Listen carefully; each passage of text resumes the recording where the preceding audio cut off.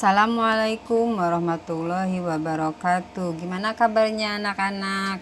Semoga kalian dalam keadaan sehat walafiat. Hari ini Ibu akan menyampaikan materi melanjutkan bab 4, yaitu masuknya kebudayaan Hindu-Buddha di Indonesia.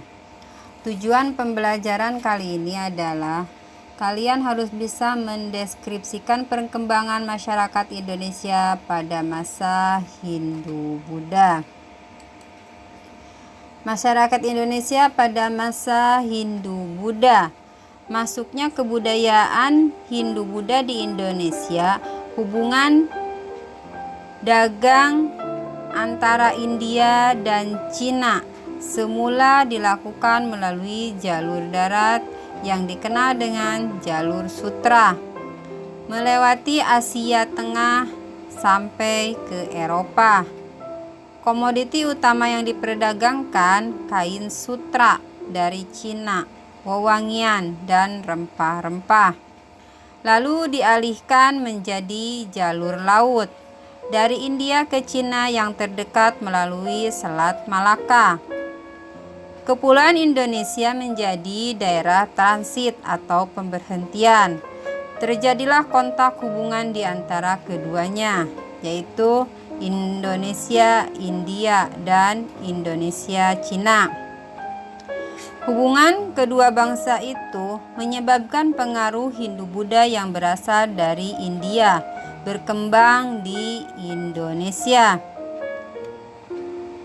Ada beberapa teori yang diajukan para ahli mengenai masuknya agama dan budaya Hindu-Buddha. 1. Teori Brahmana.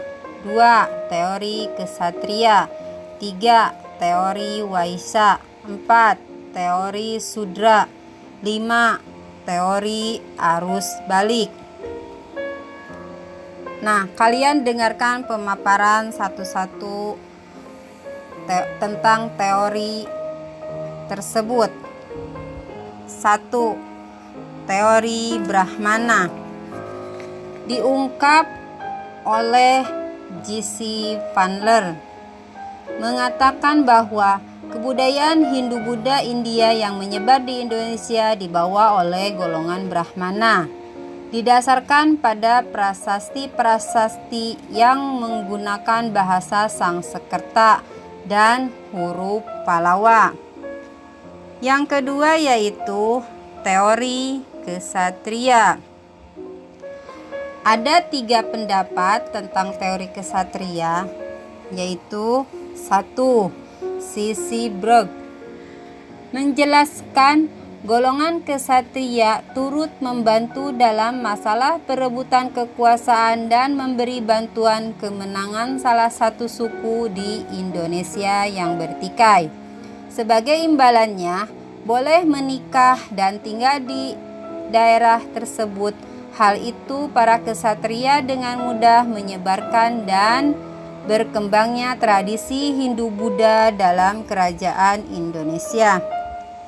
Yang kedua yaitu Mukherjee mengatakan ksatria Indialah yang membawa pengaruh kebudayaan Hindu-Buddha ke Indonesia, selanjutnya membangun koloni-koloni yang berkembang menjadi sebuah kerajaan. Yang ketiga yaitu Z.L. Mons mencoba menghubungkan proses terbentuknya kerajaan-kerajaan di Indonesia pada awal abad ke-5 dengan situasi di India pada abad yang sama. Di antara para keluarga kerajaan di India Selatan, para ksatria melarikan diri ke Indonesia lalu mendirikan kerajaan dan menyebarkan agama Hindu di Indonesia. Yang ketiga yaitu teori Waisya, dikemukakan oleh N. Zikrom. Ia menyebutkan proses masuknya kebudayaan Hindu-Buddha dibawa oleh pedagang India. Sebagian pedagang menetap dan menikah dengan penduduk asli Indonesia. Melalui pernikahan, kebudayaan Hindu-Buddha menyebar dan berkembang di Indonesia.